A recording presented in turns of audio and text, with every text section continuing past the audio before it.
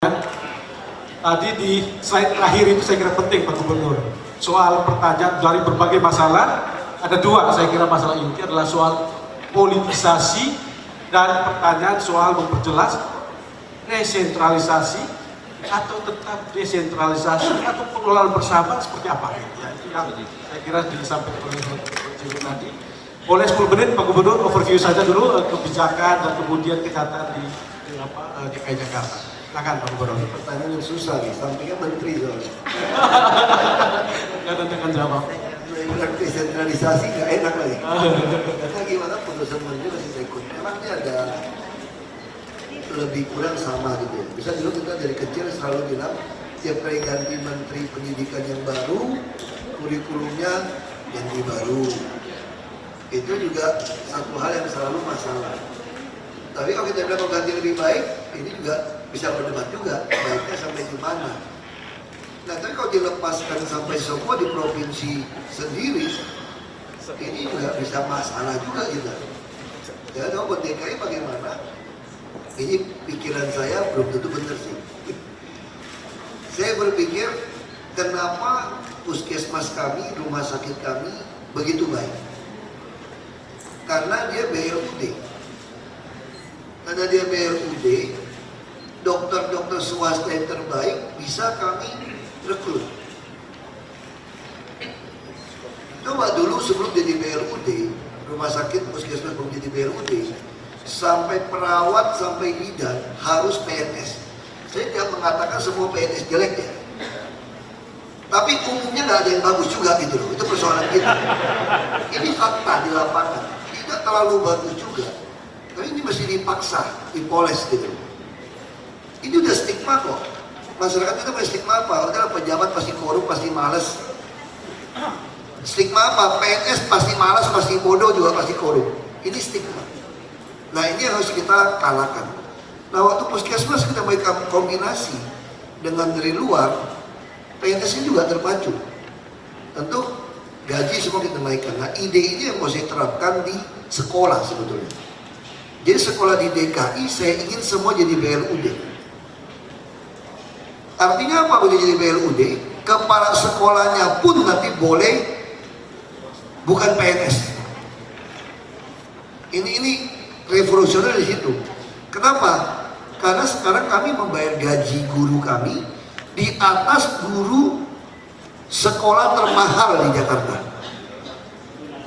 Rata-rata nih.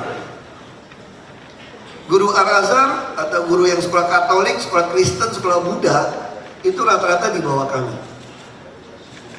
Padahal sekolah itu kita bayar anaknya bisa 150 juta setahun. Nah ini yang membuat saya berpikir, kalau guru-guru kita tidak mau memperbaiki diri, tentu kita siapkan pelatihan-pelatihan. PNS kerja setengah mati itu penuh pagi sampai sore. Guru-guru kami kalau liburan, dia ikut liburan loh sebagian waktu itu. Ngajarnya juga cuma nggak sampai 40 jam kerja, 20 jam. Persiapan suruh makalah, sertifikat dapat segala macam. Nah saya pikir ini persoalan ada masalah. Baik kami ingin ubah. Jadi Anda sekali paksa, sekarang kita tes DKI juara 3 di bawah Jogja, Jateng. Nilainya memang di atas standar nasional 5,5. Dulu waktu nilainya dikasih Kemendiknas 4, ikut ya 4, tapi 4 sekian, masih di atas rata-rata. Tapi nilainya payah sebetulnya. Ini ada guru-guru DKI kok, harus kita akui nilainya payah. Nah ini harus kita paksa dia naik. Nah pikiran saya bisa SMK. SMK itu punya bisnis, tapi dia bukan BLUD. Itu duitnya putar kemana coba? Dilatih kemana? Nggak jelas tuh. Namanya saya mau bikin jadi SMK itu betul-betul BLUD. Lalu pertanyaan bagaimana murid yang nggak mampu karena BLUD? Ini kan mungut duit ini. Nah itu selalu pertanyaannya sama. Bagi saya yang penting guru harus ikut kompetisi. Kalau mau jadi orang yang kuat harus berani ikut kompetisi. Karena kalau mau ikut tanding kejuaraan berantem gitu ya, kalau Anda nggak punya sparring partner yang baik, Anda punya masalah. Jadi kalau mau belajar berantem, ya harus berantem beneran latihannya. Nah sekarang guru-guru kita itu nggak pernah diajak kompetisi karena comfort zone. Saya udah jadi PNS DKI, gaji gede, nggak mungkin dipecat. Sama kayak itu PNS DKI kan, udah naik eselon 2, nggak mungkin turun, puter-puter eselon 2. Oh sekarang enggak, ini ada permainan ular tangga, bisa langsung turun jadi staff. Jadi guru-guru yang nggak mau perbaiki diri dalam konsep pikiran saya akan pindahkan keluar jadi guru. Atau kita akan diamkan tanpa TKD. Kira-kira kebijakan DKI seperti itu, Anda gaji pokok aja udah. Diamin aja, Anda nggak mampu ngajar kok, gimana? Kalau mau baik ya pindah aja ke PTSP, pelayanan terpadu satu pintu bisa dapat 13 juta, 16 juta kok. Nggak usah ngajar. Nah saya curiga dengan bahas soal rekrutmen. Banyak orang jadi guru itu bukan jadi guru, tau gak? Karena formasinya guru besar, akhirnya ngelamar PNS jadi guru. Hatinya bukan guru. Ini bukan guru. Ini yang lalu gimana soal tadi siswa yang bisa membayar? Kami akan sediakan kartu Jakarta Pintar. Ini yang kami lakukan termasuk madrasah tahun depan. Misalnya contoh di Jakarta itu, mohon maaf Pak Menteri, ini agak nakal sedikit. Peraturannya kalau sekolah kan masih 2.500 meter persegi ya. SMA apa itu. Ini hampir semua sekolah yayasan-yayasan agama, terutama yang agama Islam ya, itu ukurannya itu di bawah 500. Nah dia tidak mungkin mendapatkan izin sekolah kalau tata ruangnya tidak kami ubah. Kami kalau mau ubah itu saran menteri 2.500. Saya bilang udahlah menteri nggak tahu kepotongnya, aku kasih aja izin. Kasih aja udah peruntukan. Jadi kalau dari rumah mau diubah jadi sekolah kami kasih. Tapi kalau dari sekolah mau jadi rumah nggak boleh. Ya kalau itu yang kita lakukan. Jadi ide kami gini. Dulu kami kasih BOP supaya bantu orang miskin. Dari BPK nggak boleh. Dia terima juga lagi juga sama anak-anak kurang ajar. Ya kami balik BOP di stop ke swasta, kami kasih KJP kepada anaknya. Berapa KJP-nya? Itu anak setingkat SMA kami kasih 800.000 per bulan. 800.000 per bulan nih, tapi tidak boleh tarik kontan. Makanya pada musuhin saya nih semua nih. Kalau saya sebagai orang politik, kasih kontan aja. Kan populer kan? Enggak, aku marah-marahin mau penjara. Ini gugat saya 100 miliar lagi, kurang ajar aja. Ngirim duit bukan saya balik lagi. Saya bilang enggak. Jadi ide kami itu gini. Jadi si anak yang pegang uang, dia yang menentukan sekolah. Dia sekolah harus dikompetisi. Kalau dia merasa sekolah swasta ini payah, gurunya payah nih, dia pegang uang kan, dia akan pindah ke sekolah yang lebih baik. Sehingga sekolah swasta yang jadi jelek, kehilangan murid, yayasannya nggak punya uang lagi, dia juga nggak boleh jual menjadi rumah atau jadi komersial. Itu kami beli sekolahnya nanti. Kami akan beli, kami akan negerikan. Kalau dia kecil, bongkarnya jadi taman aja, udah jadi RPTRA, ruang publik terpadu ramah anak. Dan sehingga dengan cara seperti ini, sekolah-sekolah akan dipicu untuk memperbaiki diri. Ide ini saya mau terapkan juga di KONI sebetulnya, untuk pendidikan olahraga.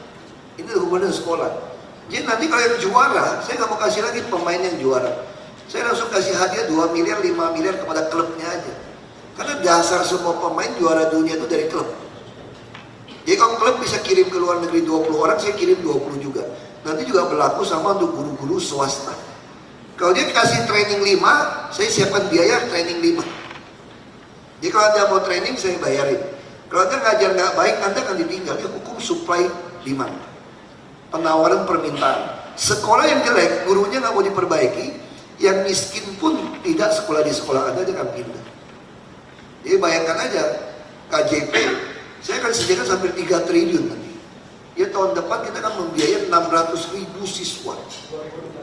Ya, itu udah lakukan nih. Jadi SD, SMP, tapi nggak boleh tarik kontan. Jadi sekolah semua debit. Beli buku, belanja pakaian semua debit. Nggak bisa tarik kontan. Beli makanan masih saya kasih. Karena itu bagian dari perbaikan gizi si anak. Tapi ini debit. Kita bisa tahu dia transaksi seperti apa. Jadi ide ini saya nggak tahu saat saya cerita ini. Apakah ini desentralisasi atau sentralisasi? Bagi kami di DKI kami ikut saja. Yang paling penting kami siap mau dibiayain pusat atau kami biayain untuk pelatihan, kami siap.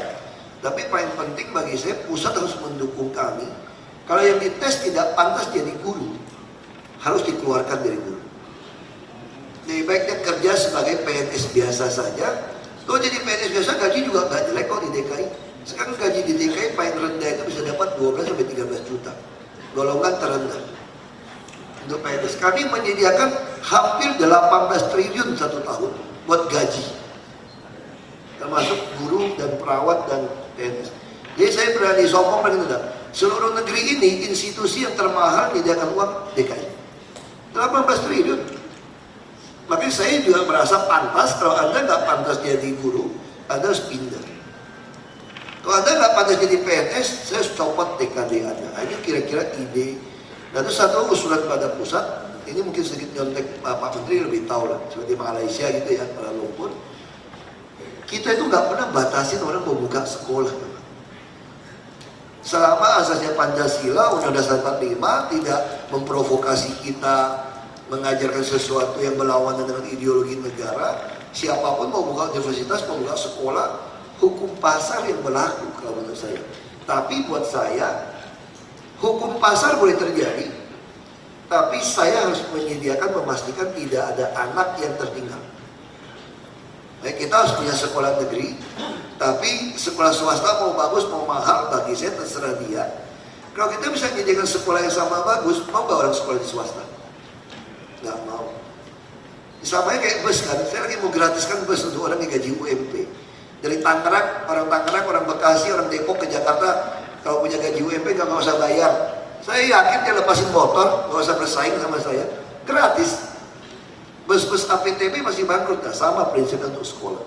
Kalau saya punya sekolah yang baik, punya guru yang baik, muridnya yang nggak tertampung di negeri, saya berikan KJP untuk pilih sekolah. Hukum pasar akan berlaku, sekolah jelek akan bangkrut, guru yang jelek akan disingkirkan, dan kalau saya jadi BLUD, guru-guru swasta akan boleh pindah ke saya. Nah, sama seperti kesehatan.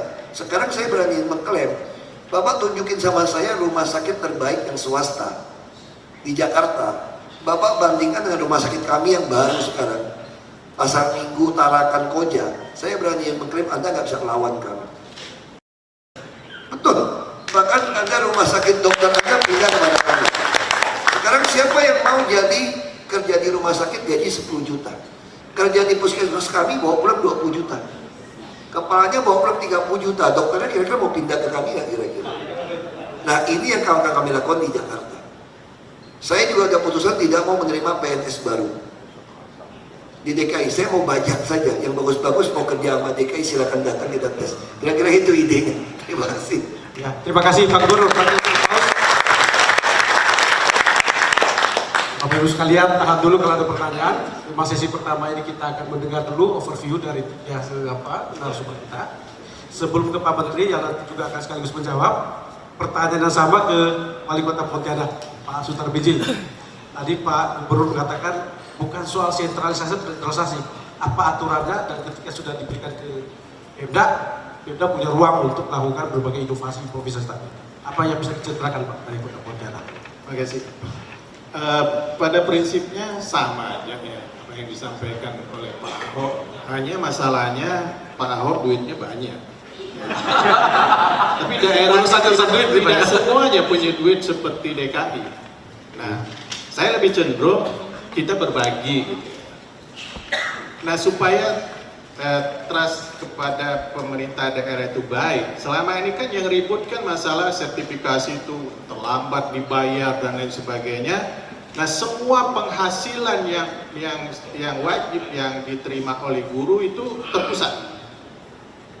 Gajinya, sertifikasinya, segala tunjangan apapun terpusat. Jadi tinggal ditransfer aja dari Kementerian Pendidikan misalnya, transfer ke rekening para guru. Berarti kan tidak ada masalah. Itu lebih simpel sebenarnya. Jadi tidak ada ribut-ribut lagi, misalnya dana sertifikasi terlambat dan lain sebagainya, itu digunakan untuk ini, untuk itu, disimpan di bank dan lain sebagainya, itu tidak akan terjadi lagi. Kemudian dampak positifnya, pemerintah daerah itu APBD-nya sebagian besar ya, mungkin 80% APBD daerah itu akan sehat. Sehatnya kenapa? Belanja pegawai akan lebih rendah. Nah, akhirnya apa? Ketika belanja pegawai rendah, sorotan kepada pemerintah daerah juga akan berkurang, nah, sehingga kepercayaan masyarakat kepada pemerintah daerah akan baik. Nah, ketika pemerintah daerah itu kepercayaan masyarakat kepada dia baik, maka apapun yang dibuat itu akan mendapat dukungan. Nah, ini susah sekarang. Nah, masalahnya tadi itu, kalau guru ya sertifikasi terlambat dan sebagainya. Saya lebih cenderung semua penghasilan guru, peningkatan kapasitas guru, kemudian ini kaitan kurikulum kan semuanya terpusat, itu terpusat. Terus daerah apa Pak? Daerah mengoperasionalkannya. Ditambah lagi kita bisa menambah untuk peningkatan kapasitas guru, kemampuan guru, seperti kita reporter. Guru yang kualifikasi belum S1 atau D4 setelah 5 tahun dia ngajar, kita wajib untuk membuat dia menjadi S1 ya. Nah, kemudian ada pelatihan-pelatihan ya, guru mata pelajaran tertentu kita anggarkan ya, kita anggarkan. Cuma masalahnya Pak Menteri ya, saya minta misalnya dana BOS tidak boleh untuk membayar honor guru. Kenapa Pak? Digunakan oleh kepala sekolah untuk angkat guru-guru Pak, dari keluarganya, tidak kapasitas sebagai pengajar. Misalnya insinyur pertanian suruh ngajar bahasa Inggris, memang dia pandai bahasa Inggris, tapi kan dia tidak dibekali dengan metodologi belajar mengajar. Kan itu ya benar seperti itu. Nah, ada lagi yang kalau kita hitung, nanti silakan ICW melakukan riset ya. Berapa banyak sebenarnya negara mengeluarkan dana yang mubazir bayar gaji guru, sebenarnya gurunya bukan karena salah gurunya, tidak bisa ditempatkan. Mata pelajaran itu kelebihan, tapi ada mata pelajaran lain yang tidak ada, seperti kebudayaan, segi budaya itu sangat kurang, penjaskes sangat kurang, tapi IPA, matematik, yang lain itu banyak. Nah, kalau ada 100.000 aja guru yang sebenarnya tidak dibutuhkan. Ya, berapa besar negara keluar duit bayar gaji, sebenarnya ini tidak bisa dimanfaatkan dengan baik. Ini yang harus digenakan dulu. Makanya Pontianak saya minta kepada dinas itu pemetaan pendistribusian guru, dan alhamdulillah kita dari dinas Kementerian Pendidikan ya, Dirjen Pendidikan Dasar, best practice-nya kita yang bagus dalam pemetaan guru, distribusi guru, Pontianak yang agak bagus ya. Jadi kita sudah ini. Nah, ada lagi ketentuan, misalnya guru negeri kemarin ya diminta untuk ditarik dari sekolah-sekolah swasta. Ini juga jadi masalah pendistribusiannya. Nah, guru TIK ya, guru TIK itu pindah menjadi guru BP ya. Nah, sekarang guru-guru yang kelebihan itu kemana mau kita tempatkan? Nah, ini masalah. Kemudian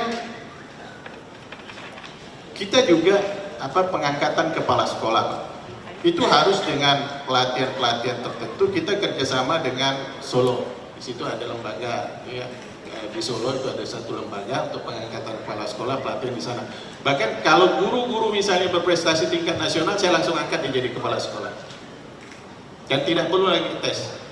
Karena kalau dia misalnya guru terbaik tingkat nasional, dia langsung pulangnya saya langsung angkat dia jadi kepala sekolah. Nggak perlu tes-tes lagi. Ya. Nah, kemudian ada hal lagi Pak, masalah regrouping sekolah. Pontianak itu 2009 ketika saya jadi wali kota tahun pertama, SD itu ada 234, sekarang tinggal 113 karena kita regrouping. Ada regrouping manajemen, ada regrouping fisik. Ya. Karena terlalu banyak, seperti yang disampaikan Pak Ahok, sulit juga kita dari sisi kualitasnya, ya, dari peningkatan kualitasnya. Jadi intinya sentralisasi untuk yang menjadi hak-hak guru, ya.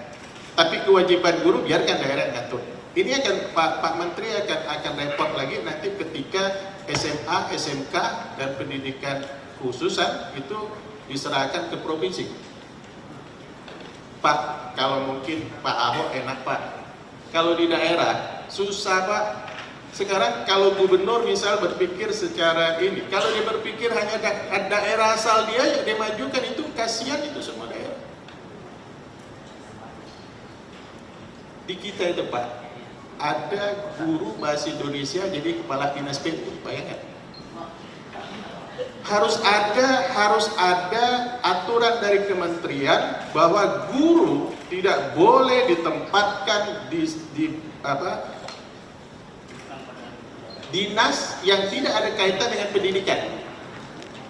Tidak boleh ada dengan pendidikan. Saya tidak mau, Pak. Guru itu hanya bisa ketika dia ini Diknas. Diknas itu Diknas kota, seluruhnya orang pendidikan, kecuali yang perencanaannya orang teknik. Ya. Seluruhnya, Pak. Saya tidak. Guru yang dari pejabat dari Diknas hanya boleh pindah di SKPD yang ada kaitan, misal arsip dan perpustakaan. Atau kalau di sekretariat daerah bagian kesra, yang lain tidak boleh. Tidak boleh ada itu. Nah, masalahnya sekarang di daerah itu boleh aja.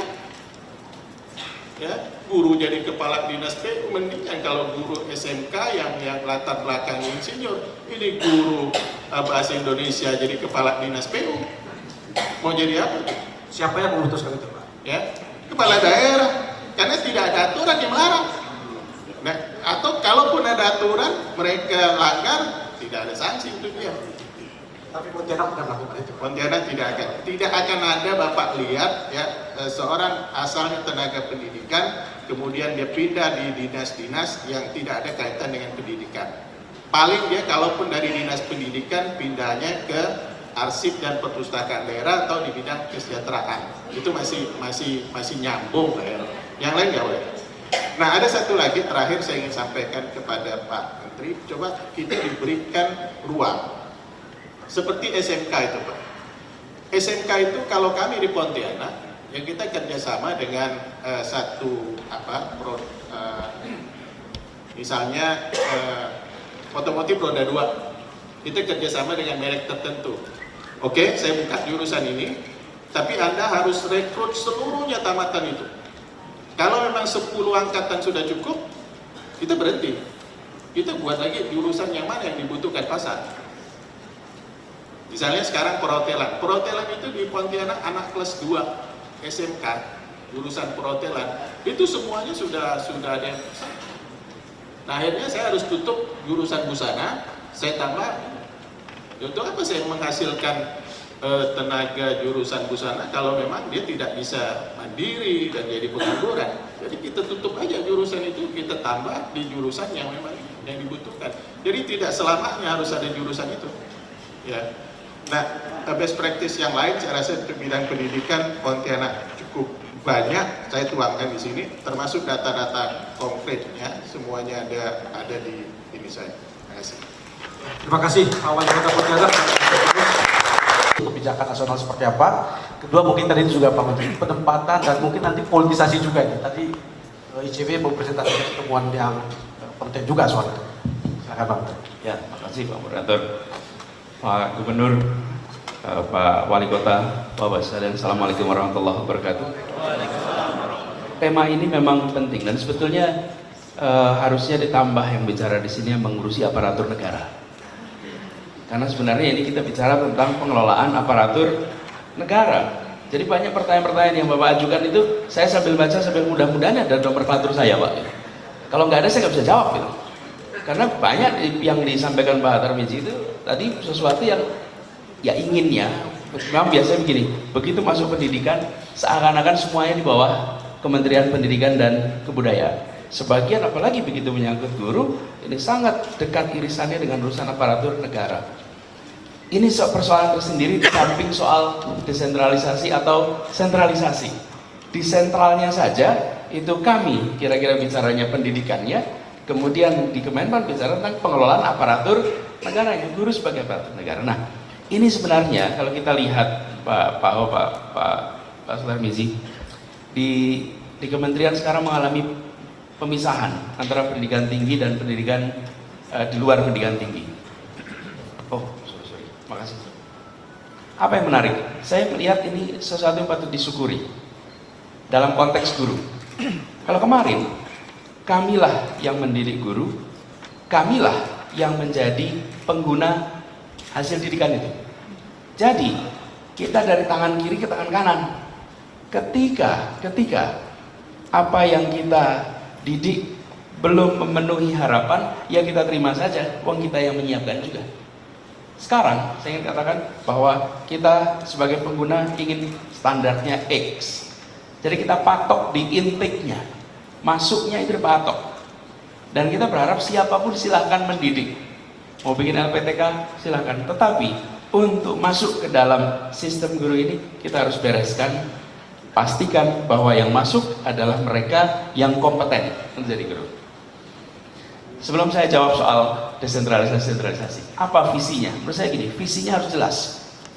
Saya setuju yang dijalankan Pak Ahok, genjot di kompensasi, genjot di rewardnya, berikan itu tinggi, lalu tuntut di baliknya.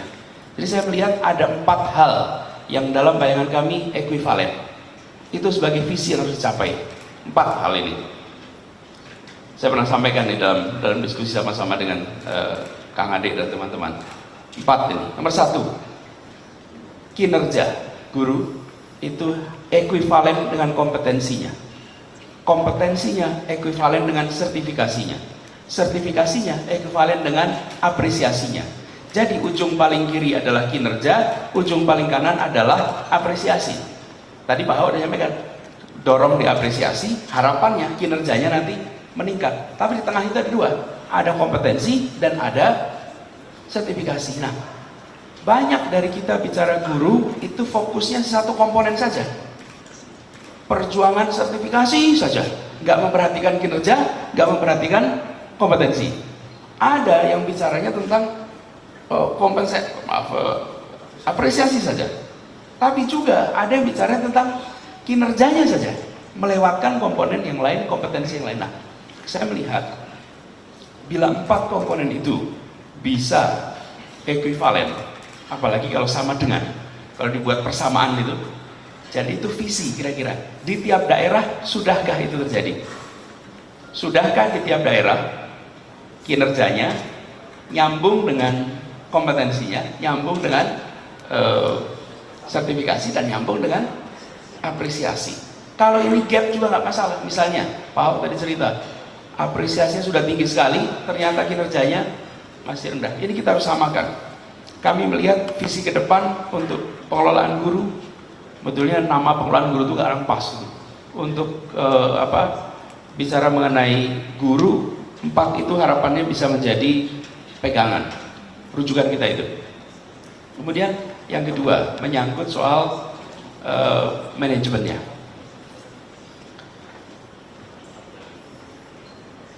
Guru memang empuk sekali untuk dijadikan alat politik. Jumlahnya paling banyak. Bukan saja, tadi sampaikan Kang Ade, bukan saja sebagai pemilih, tetapi sebagai penjangkau. Minimal ada 40 juta kepala keluarga yang bisa dijangkau oleh guru. Minimal. Yang sekarang berinteraksi dengan sekolah. Ini banyak sekali. Karena itu, ditariknya di pusat, di daerah atau tarik ke pusat, rentan pada politisasi tetap. Rentan, misalnya. Ini kejadian betul. Seorang kepala sekolah dapat titipan anak untuk dimasukkan, ditolak, dia dipindah. Dipindahnya lintas kabupaten, lintas provinsi. Kenapa? Karena otoritasnya di Jakarta. Kalau otoritasnya di kabupaten, minimal pindahnya dalam lintas kecamatan, lintas desa. Kalau ini pindahnya bisa lintas provinsi. Apakah dijamin kalau dipindahnya ke Jakarta lalu intervensi itu nggak ada? Apakah itu? Belum tentu. Karena itu menurut saya malah problemnya adalah saat ini belum ada jenjang karir guru yang berbasis meritoral. Kata ini saya boleh komentar, menurut saya jangan terlalu sering guru baik ditarik dari kepala sekolah, karena kasihan murid-muridnya, dia kehilangan guru baik. Menurut saya ke depan pengelolaan itu harus dipisahkan antara karir guru sebagai pendidik dan karir sebagai manajemen. Dan ke depan kita harus membayangkan orang boleh berkarir di manajemen, tidak harus berkarir di dalam kelas. Tapi kita harus membayangkan bahwa anak-anak kita hari ini tidak. Dan guru ini lebih punya potensi. Maaf ya, suara saya agak pilek, jadi agak kacau. Tapi begini, guru ini salah satu yang punya potensi diintervensi yang jauh lebih berat daripada yang lain-lain. Saat ini bisa guru, kepala dinas, ini kejadian betul di Kabupaten Bima, bupatinya meninggal, diganti wakilnya. Begitu wakilnya ganti, kepala dinasnya dihentikan, dikembalikan jadi guru SD, langsung jadi guru SD, maaf, guru SMP. Ya, terima kasih.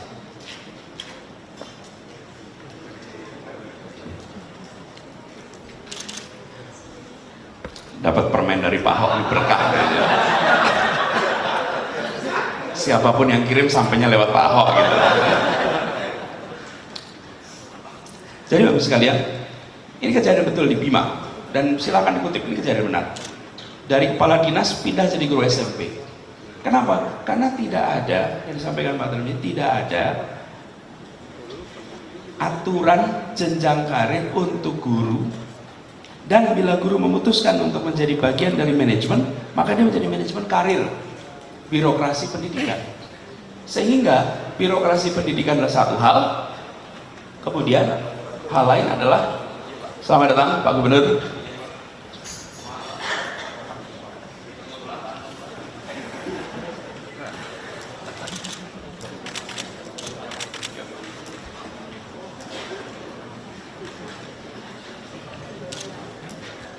Nanti Pak Ahok mau bikin ini Pak, bis gratis Pak, itu dari Banten. Jadi warga Banten bisa manfaatkan nih Pak. Selamat datang Pak Rano Karno. Jadi saya teruskan ya. Jadi kita melihat ke depan, tata kelola guru ini bukan saja menyangkut pusat daerah, tetapi bagaimana jenjang karir guru itu dikelola dengan benar sesuai dengan nature-nya sebagai institusi pendidikan.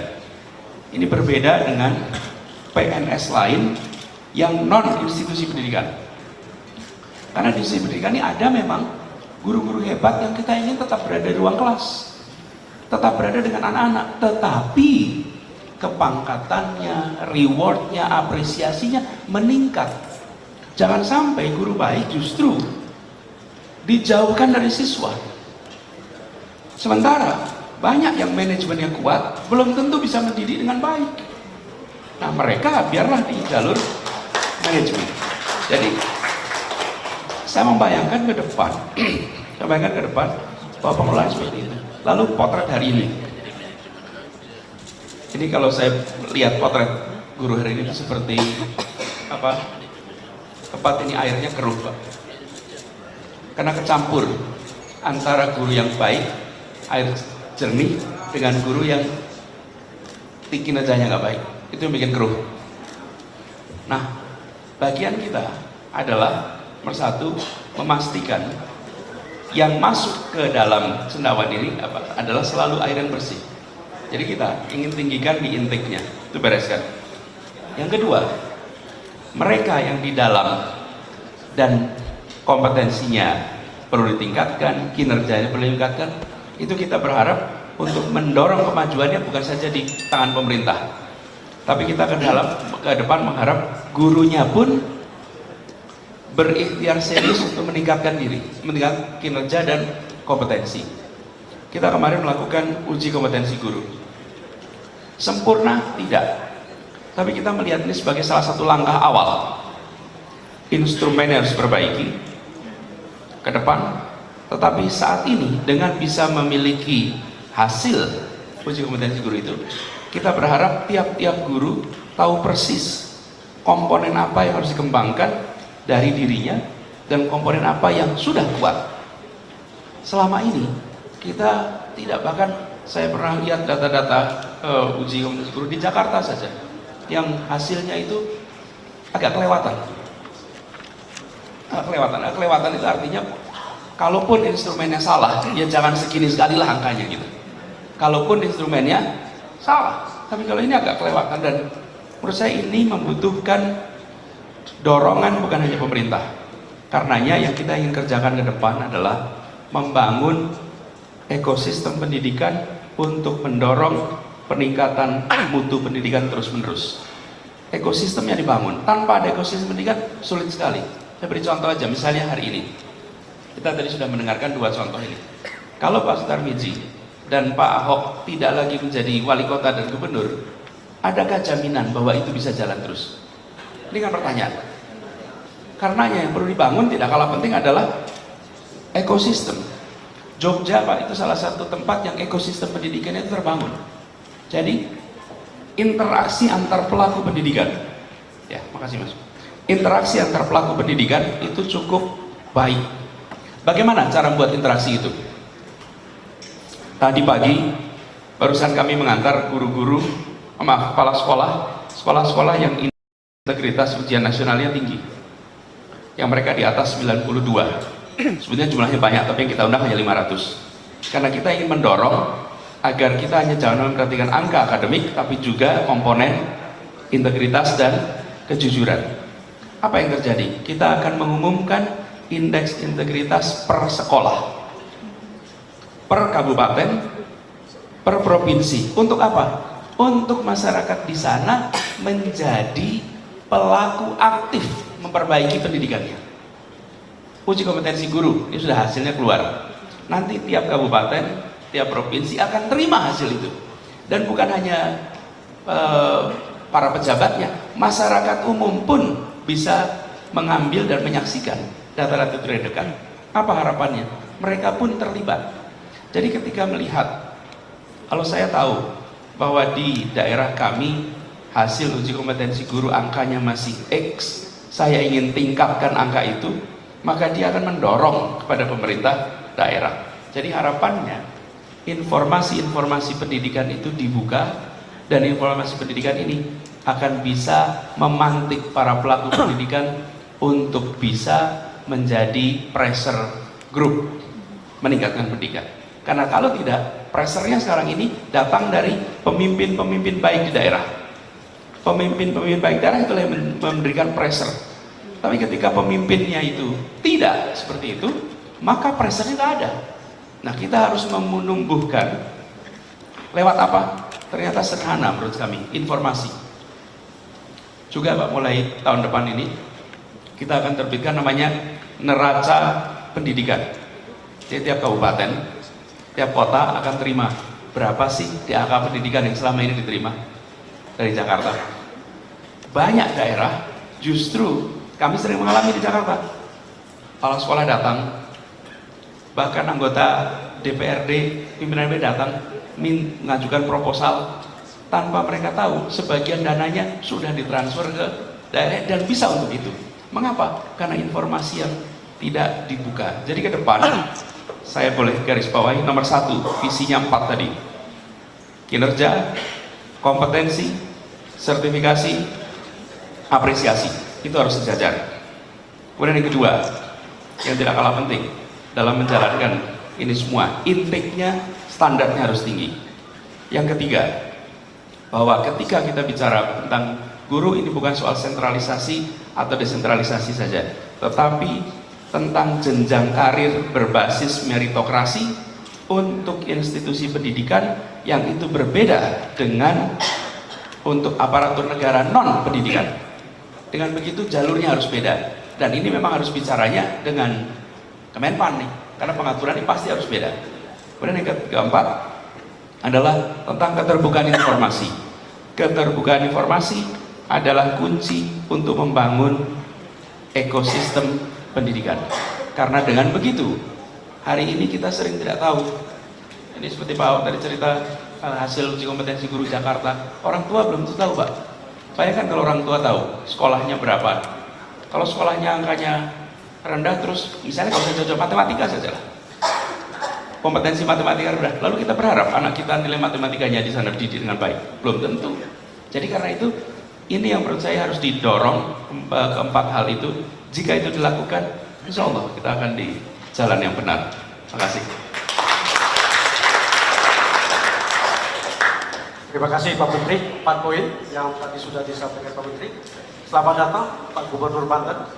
Kalau tadi saya mulai pertanyaan dengan sentralisasi atau resentralisasi, saya kira ke Pak Gubernur mungkin tidak dengan rumusan pertanyaan seperti itu, tapi kira-kira apa Pak kebijakan, praktek dan pengalaman di Banten untuk kemudian nanti kita akan lihat ini kemana cenderungnya ini.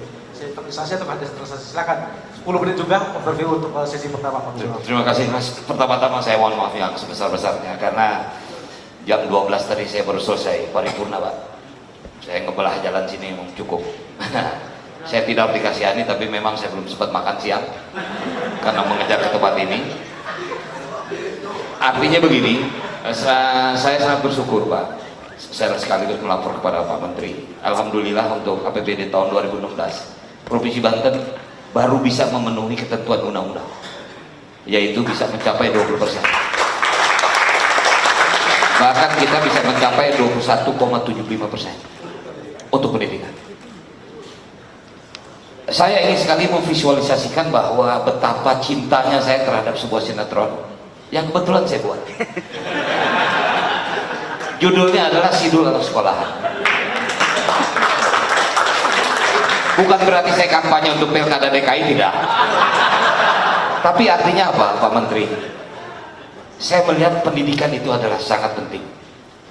Walaupun saya mengibaratkan untuk menyenangkan hati bahwa yang namanya sekolah itu tidak harus sekolah. Di ruang terbuka juga kita bisa bersekolah. Nah kebetulan saya di provinsi yang sekolahnya lebih banyak di ruang terbuka. Artinya sekolah banyak yang rubuh, sekolah banyak yang tidak layak. Bahkan ada beberapa sekolah yang seperti kandang kambing, seperti kandang sapi. Nah karena itu Pak Menteri dengan Undang-Undang 23 yang baru ini kesempatan Provinsi Banten bisa membangun pendidikannya. Nah sekarang ini tentu kita selama ini provinsi yang melakukan bintek, kemudian melakukan sosialisasi tentang, saya tidak ingin bicara kepada gurunya. Guru tadi sudah disampaikan oleh Pak Menteri bahwa sangat penting. Karena itu kemarin pada hari guru kebetulan saya diundang hari PGRI, saya katakan guru ini adalah sama profesinya dengan seniman, orang gila, selalu merasa kurang, tapi setiap hari pasti berangkat ke sekolah. Itulah saya bilang gilanya sama orang film tuh gila begitu. Orang apa ya, gaji kurang, tunjangan kurang, tapi setiap hari pasti berangkat ke sekolah walaupun sambil mandi ngedumel. Tapi itulah saya bilang pengabdian seperti itu. Nah artinya Mas, dalam sebuah skala besar, kami ini sekarang Pak Menteri alhamdulillah sedang mempersiapkan SP 3D, yaitu memang pelimpahan dari kabupaten kota. Dan memang secara Maret 2016 harus selesai semua pendataan. Insya Allah kita sudah bisa selesai dan Oktober sudah pelimpahan kepada provinsi. Jadi bisa dibayangkan nanti guru di Provinsi Banten totalnya hampir 70.000 orang. Sekolah SMA apa namanya? Menengah, betul. Nah artinya itu menjadi wewenang di provinsi. Nah ini menjadi menarik bagi kita. Ini yang memang saya anggap adalah sebuah transisi yang luar biasa Pak Menteri. Tapi ini menjadi menarik, ini menjadi hope bagi kita bahwa kita bisa membenahi. Walaupun sebetulnya orientasi saya memang sarana kita perlukan, gedung sekolah, ruang kelas baru kita perlukan. Tapi apakah kita harus menunggu ruang itu menjadi baik kemudian pendidikan tidak menjadi penting? Jadi sekarang ini sedang kita sinergikan ke arah itu Mas. Nah yang menjadi problem memang di beberapa wilayah di Provinsi Banten ini terlihat sekali disparitas atau pembagian jumlah guru yang sangat saya katakan diskriminasi. Guru-guru baik itu bukan berarti di wilayah yang tidak ada yang baik, tapi guru-guru yang baik itu semua berkumpul di wilayah Tangerang Raya, yaitu Kota Tangerang, Kabupaten Tangerang, Tangerang Selatan. Tapi jarang ada yang mau yang ada di Pandeglang, di Lebak. Itu membuat saya pilu gitu loh. Nah itu yang saya katakan. Akhirnya kami dengan susah payah, walaupun tidak boleh ada lembaga pendidikan Pak Menteri, tapi di masyarakat Baduy luar kita bikin semacam apa ya, bukan sekolah tapi semacam pendidikan yang bukan formal untuk anak-anak Baduy belajar. Ini kan menarik bagi saya. Nah artinya tentu dunia pendidikan bagi saya ini adalah dunia yang paling penting bagi saya, bukan berarti dunia yang lain tidak. Ya, saya sangat yakin Itu juga salah satu mikrofon yang belum makan, dia jatuh. Artinya itulah fondasi kita membangun kesehatan, fondasi kita membangun anak-anak yang pandai, ya tentu dengan di guidance guru. Nah jadi memang selama ini ya karena wewenang pendidikan waktu kemarin ada di kabupaten kota, sementara provinsi hanya memberikan bintek, kemudian sosialisasi masalah kompetensi. Nah sekarang dengan peralihan Undang-Undang 23 ini kita akan segera fokus. Jujur konsep atau perencanaan saya, kebijakan saya sebagai gubernur yang dilantik 12 Agustus kemarin dan sisa waktu saya tinggal 1,5 tahun, saya akan membangun fokus wilayah selatan, yaitu wilayah Pandeglang, Lebak, karena inilah jumlah kesenjangan sosial, kesenjangan kesejahteraan terlihat ada di sana. Karena itu ya mungkin Pak Anies ini juga saya tahu sebelum beliau jadi menteri juga sudah mengirimkan beberapa anak untuk menjadi guru di desa-desa itu dengan program apa tuh Pak? Desa Mengajar. Itu adalah sebuah contoh bahwa sekarang ini Banten menjadi menarik untuk dikunjungi karena memang segala macam infrastrukturnya bukan terbelakang tapi memang kurang. Cuman itulah yang kita sedang kejar. Nah jadi secara skala prioritas tentu guru sangat kita pentingkan, tentu dengan kualifikasi yang memang harus memenuhi mungkin standar sarjana. Tapi di kita ada juga guru yang belum. Tapi kalau kita mewajibkan dia menjadi sarjana, mungkin dia tidak akan pernah bisa mengajar dan meninggalkan anak-anak yang ada di desa. Ini menjadi dilematis. Ya kalau Jakarta ini gampang, tunjangan besar, gaji besar, sarananya besar, begitu juga di Pontianak. Tapi di Banten ini nggak bisa seperti Jakarta. Mudah-mudahan dalam waktu 10 tahun lagi bisa saya kejar, bisa seperti Jakarta. Mungkin itu Mas, terima kasih. Sebelum saya kasih kesempatan ke Flor, boleh saya tanya satu Pak Gubernur, Ya. yang tidak bisa saya tanya ke Bang Ahok karena yang Jakarta modelnya otonomi tunggal ya. Ada kesulitan nggak ketika selama ini diurus oleh kabupaten kota, kemudian dilimpahkan ke atas, terutama yang saya dengar kabupaten kota kan banyak yang sudah menggratiskan pendidikan. Ketika ke Jakarta provinsi belum tentu sama Ya. kan? Ini dilematis pada waktu saya menerima audiensi PGRI di beberapa kabupaten kota. Ya mungkin saya bisa sebut Tangerang, kemudian Cilegon. Guru-guru di sana dapat tunjangan yang dianggarkan oleh APBD. Mereka bertanya, Pak, bagaimana nasib kita? Apakah tunjangan yang sudah diberikan oleh kabupaten kota itu tetap diberikan? Saya agak sulit menjawabnya. Tapi kebetulan saya tertolong. Ternyata guru yang ada di Pandeglang Lebak itu tidak dianggarkan oleh APBD kabupaten kota itu. Saya bilang, tadi kita bicara tentang kesetaraan. Saya tidak ingin memperjuangkan Bapak yang sudah pernah dapat, saya ingin memperjuangkan Pak Guru yang belum dapat, saya bilang. Nah jadi artinya memang itu sedang kita kita lakukan koordinasi kepada kabupaten kota, karena itu juga bagian ya seperti beberapa kabupaten kota yang juga sudah membebaskan sekolah, tapi ada kabupaten kota yang juga belum, karena ini menyangkut kepada APBD kabupaten kota masing-masing Mas. Nah jadi memang itu sedang bagian kita lakukan koordinasi terus. Ya mungkin satu saat juga pasti akan kepada Pak Menteri untuk melaporkan situasi seperti ini. Bagaimana tunjangan guru yang sudah diberikan oleh APBD kabupaten kota tersebut dengan kemudian ditarik ke provinsi. Nah ini penganggarannya seperti apa? Ini menjadi juga harus kita berikan kebijakan khusus untuk itu.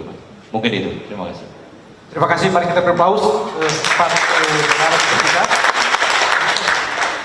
Bapak Ibu sekalian, kita masuk ke sesi kedua. Saya membuka kesempatan kepada 3 dulu mungkin ya. 3 yang mau memberikan tanggapan, kritikan juga boleh, masukan dan Warahmatullah liman tabi'uda warahmatullahi wabarakatuh. Nama Amir Hamzah, pensiunan guru DKI Jakarta SMA 23 Omang, Grogol, 2008. Tapi tanpa setahu saya didudukan di Komnas Pendidikan dengan SK Menteri Menpan. Saya tertarik dengan kalimat guru adalah faktor penting dalam pemberantasan korupsi. Saya bilang omong kosong, itu hanya kata-kata pemanis bibir saja. Kenapa? Jawabannya adalah Saya mengalami guru SD tahun golongan 2, tentang nulis di koran, berkelahi dengan kepala dinas, berkelahi dengan menteri, tapi saya tidak dipecat. Beranian perlu oleh guru.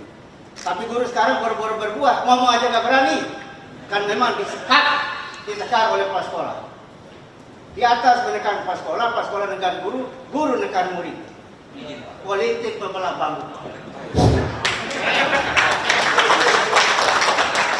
Guru faktor penting dalam pemberantasan korupsi. Memang iya kalau dipikir-pikir.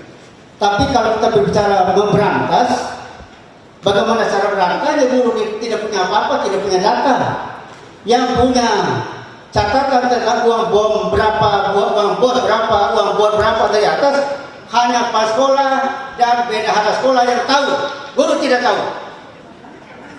Sedangkan Undang-Undang Nomor 14 tahun 2008 KIP ketentukan informasi publik. Boro-boro minta sama dinas, kepala sekolah sendiri tidak bisa kasih tahu berapa yang diterima dan berapa dan bagaimana cara Juklat dan Juknis menyebarkan uang. Tidak ada. Omong kosong, guru dianggap faktor penting dalam pemberantasan korupsi. Nggak bisa. Seharusnya begitu datang uang, Bapak Ibu guru, tolong saya terima uang dari apa, berapa, sosialisasikan pada guru. Ini boro-boro. Oleh karena itu sosialisasi tentang uang dari atas mau ke bawah itu harus saya tahu guru dan bahkan penjaga sekolah. Yang kedua, ukuran sebuah sekolah 500 kata Bang Ahok, Adi Ahok. Saya mau katakan lebih mudah ketika ketemu di Hotel Sofian Cikini dulu. Ukuran sekolah 500 meter memang tidak pantas. Australia 25 hektar baru bisa bikin sekolah.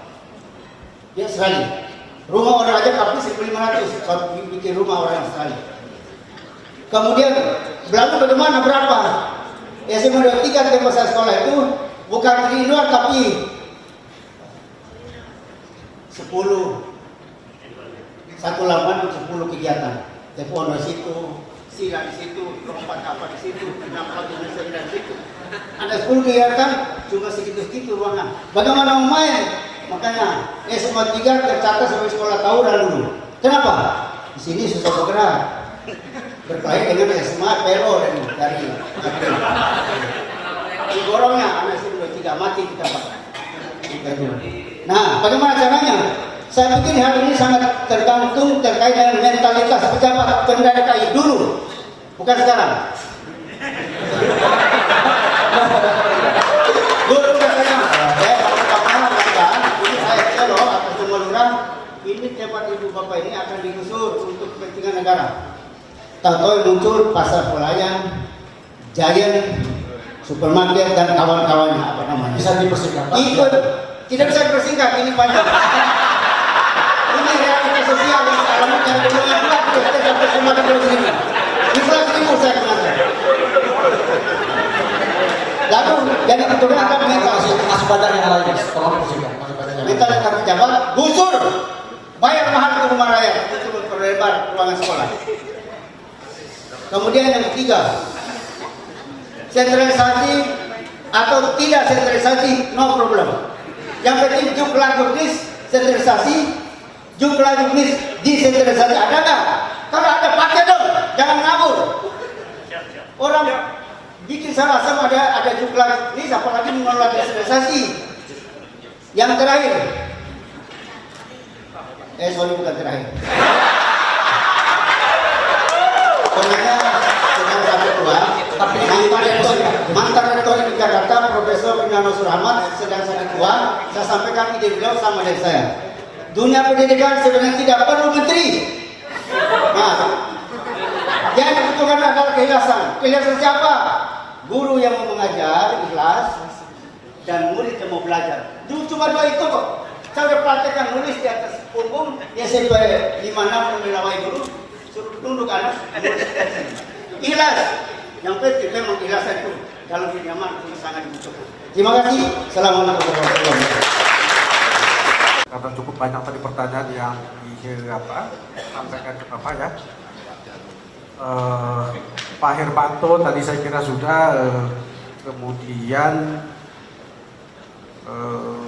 calon pengawas tadi mungkin Pak Gubernur, yang tidak ada lembaga untuk penggodokan yang tadi Pak Menteri sudah menyampaikan. Kemudian Pak Gubernur mungkin soal tadi dari forum orang tua, bisakah ini beberapa bisakah ini, bisakah dilakukan transparansi nilai ini juga yang ini. Kemudian nanti juga Tangerang, bisakah guru-gurunya berlaku humanis? Ini memang kami tidak humanis, banyak kekerasan atau apa. Dan mungkin juga sekali dijawab nanti juga adalah pertanyaan yang tadi ditujukan untuk di Jawa Barat, sesungguhnya akses ini pendidikan yang berkeadilan. Jadi pertama Pak, soal transparansi memang kalau di dinas sudah kami buka. Di DKI sekarang hampir semua anggaran itu bisa Bapak Ibu baca di website kami sampai satuan ketiga. Mungkin itu masih zaman dulu kali. Nah, kami sudah buka semua. Nah memang yang jadi masalah ada beberapa oknum atau sekolah yang masih mungut menerima bimbel tadi. Kami udah tangkap ada juga oknum guru yang nggak pernah ngajar. Dia menambahkan staf untuk ngajar. Dia keliling aja. Karena begitu kasih guru les, kemampuan sekarang kan beda. Waktu zaman saya sekolah, orang tua saya dan teman-teman orang tua saya itu hampir semua nggak sekolah. Jadi kalau lihat gurunya memble juga orang tua saya nggak tahu gurunya memble. Karena gurunya lebih hebat daripada bapak saya soalnya kalau dia pendidikan. Tapi hari ini pendidikan kita berubah. Hampir semua orang tua murid itu adalah sarjana, master, bahkan sampai ada yang S3. Jadi dia langsung melihat ini gurunya nggak bener ini, ngajarnya nggak bener. Nah ini gimana caranya? Mau sekolahkan sekolah yang mahal nggak mampu, tapi dia kelas menengah, dia mulai mengumpulkan uang atas nama komite, membayar guru les, bimbingan belajar tadi. Karena nggak mau pakai jam yang ada, dia gunakan jam yang ada. Dan guru juga seneng. Dihitung dia nggak usah ngajar, suruh dia ngajar. Nah itu kasus itu sedang kami perbaiki. Ini memang terjadi di DKI, jujur aja. Nah yang masalahnya apa? Saya katakan komite sekolah tanda kutip membajak sekolah DKI sebetulnya. Jadi kami yang bayar semua, dia bajak, dia tentukan. Itulah kenapa saya punya ide untuk menjadikan BLUD. Lebih baik BLUD. Jadi misalnya ada seorang profesor yang ngerti manajemen sekolah, dia melihat cucunya di SD dia udah nganggur ini, dia mungkin ngelamar ke saya jadi kepala sekolah untuk memanage sekolah. Kenapa nggak boleh? Karena begitu BLUD kepala sekolah boleh swasta. Nah saya setuju Pak Menteri kayak manajemen aja. Nah ini manajemen bisa lakukan seperti itu. Yang penting guru ngajar dengan baik. Jadi karir guru bagaimana? Kalau menurut saya karir guru kalau hukum pasar nanti berlaku, dia akan memperbaiki diri, dia akan ditarik kerja di mana-mana. Kalau dia guru yang hebat, dia akan diminta ngajar di mana-mana. Hari ini kita kan udah nggak hebat, maksa orang terima dia ngajar, nuntut apresiasi tadi, kinerja dia nggak mau tahu, kompetensi liburan anak dia liburan juga, alasan nggak ada training. Sertifikat udah dapat, udah sekali udah merasa aman. Nah saya kira ini yang harus kita perbaiki kalau di DKI. Kalau soal diklat tentu saya setuju aja. Memang kami mau bangun diklat. Jadi semua pelatihan terpusat satu. Tadi Pak Menteri sampaikan. Jadi guru yang nggak bisa ngajar ya kita tawarkan aja jadi pengawas atau jadi kepala sekolah. Kalau yang tidak mau keluar aja dari guru. Jadi pelayanan terpadu satu pintu saja. Di DKI sekda saya ini mantan guru. Tapi zaman Pak Foke dia ditarik masuk struktural, jadi mantan guru masuk. Banyak sekali kepala dinas olahraga juga mantan guru. Di daerah karena kekurangan golongan 4B, tempat A, guru itu kan cepat sekali naik golongannya. Kalau struktural susah. Itulah yang ditarik dari kabupaten kota untuk jadi pejabat. Walaupun tidak mengatakan guru nggak mampu, nggak. Banyak guru mampu. Saya tidak mengatakan guru tidak mampu loh. Guru jadi sekda mampu, jadi bupati mampu, jadi gubernur mampu, jadi presiden juga mampu kok. Tapi yang saya maksud kalau Anda nggak punya hati ngajar, jangan belagak jadi PNS guru deh, ngaku aja gitu loh. bilang aja sama saya pindah, dapat gaji oke kok, itu aja yang penting. Nah saya kira kami tunggu aja kita lihat BUD. Saya merasa pendidikan yang belum beres, kalau jadi BUD saya yakin bisa lebih beres. Karena guru terlalu banyak, sekolah terlalu banyak. Ya ini yang kita ingin lakukan. Ngajarnya juga nggak benar. Kalau guru swasta ya, saya kasih perbandingan. Anak saya sekolah di swasta. Itu tiap bulan, 2 bulan sekali pasti ada 1 hari anak saya itu libur atau 3 bulan gitu, libur sekali. Kenapa? Guru-gurunya lagi kumpul katanya. Atau kalau lagi liburan sekolah seperti ini, gurunya masuk loh semua. Ini anak saya libur sekarang. Itu gurunya semua masuk training di swasta. Kerja seperti biasa. Jadi kalau nggak ngajar pun nggak boleh pergi. Coba kalau guru negeri nggak ngajar di Tanah Abang nongkrongnya kadang-kadang, di Tamrin City. Ini yang masalah di kita, jarang masuk. Padahal PNS dibayar, kerjanya penuh kan. Nah ini yang kita lagi mau perbaiki. Dulu tulisan DKI ada kesalahan membuat tunjangan kinerja daerah itu menjadi tunjangan kehadiran daerah. Nggak ada nilainya, sekarang lagi diperbaiki. Kalau dia tidak dapat kinerja yang nggak jelas, TKD kita potong. Nah sekarang saya lagi full karena sistemnya ngisinya juga bohong, rapat ya bohongin, seharian pasti banyak bohong ini.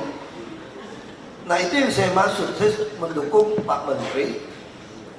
Lebih baik sekolah itu punya integritas. Guru itu nggak usah terlalu pintar. Karena modul ngajar itu semua ada sebetulnya. Asal dia ngerti, bimbing orang itu lebih baik daripada dia nipu. Apalagi bantu contekan, kasih bimbel supaya lulus, terus komite sekolah kumpulin duit kasih supaya anaknya lulus. Ini kan gila, supaya nilainya bagus, dia rusak kita. Kita mendidik monster-monster baru yang jadi pejabat, tukang tipu, tukang manipulasi. Nah ini yang saya kira perlu kita bereskan. Saya tahu nggak semua guru suka. Tapi kalau guru yang jujur sama saya mah suka-suka aja kok. Kalau yang memang main ya nggak demen dia sama saya, biarin aja. Emang mau pikirin. Kamu aja nggak mikirin masa depan kok. Visi kan. Memang visi ke depan bagi saya ekosistem bisa terbentuk kalau dengan BLUD tadi. Saya yakin dengan BLUD tadi ekosistem pendidikan akan terbentuk. Tetapi anak-anak yang nggak mampu harus kita berikan uang untuk sekolah. Ini yang penting. Nah saya pernah ukur, saya lupa berapa nilainya. Saya bandingkan sekolah swasta yang cukup mahal dibandingkan sekolah negeri dengan bayar gurunya, gedung sekolah semua dimasukkan. Ternyata indeks satu murid itu lebih mahal di negeri, gila nggak? Lebih mahal di negeri. Karena gurunya kita bayar mahal, beli alatnya juga mahal. Oh jadi DKI apalagi kan beli scanner satu sekolah 3,8 miliar. Beli UPS 6 miliar.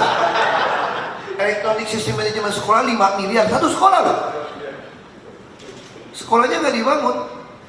Beli filing kabinet, beli melulu, ditaruh di luar. Kursi beli lagi, buang lagi di luar. Komputer beli, nggak pakai, over lagi keluar.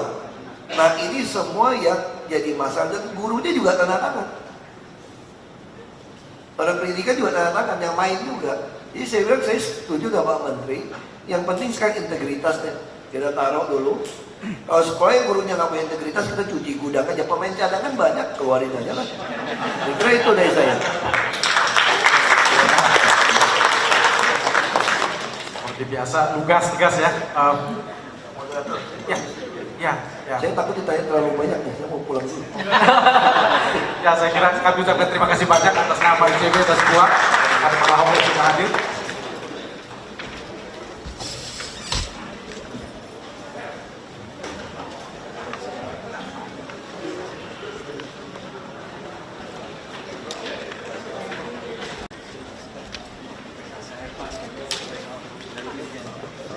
Ya, Bapak Ibu sekalian kita lanjut. Sebentar, dulu. Ayo. Di luar, Pak. Izin Pak, ini dipasang aja ya? Ya, pasang.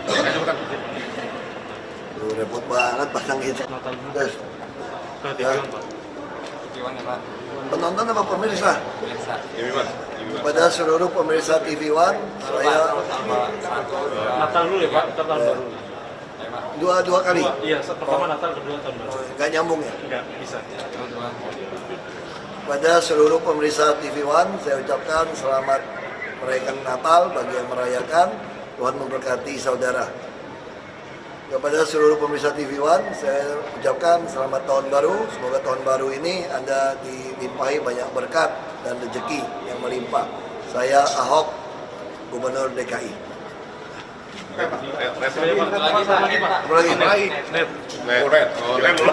Saya Gubernur DKI Jakarta. Ya. Perkenalan dulu Pak. Ya. Ya. Udah Pak, record.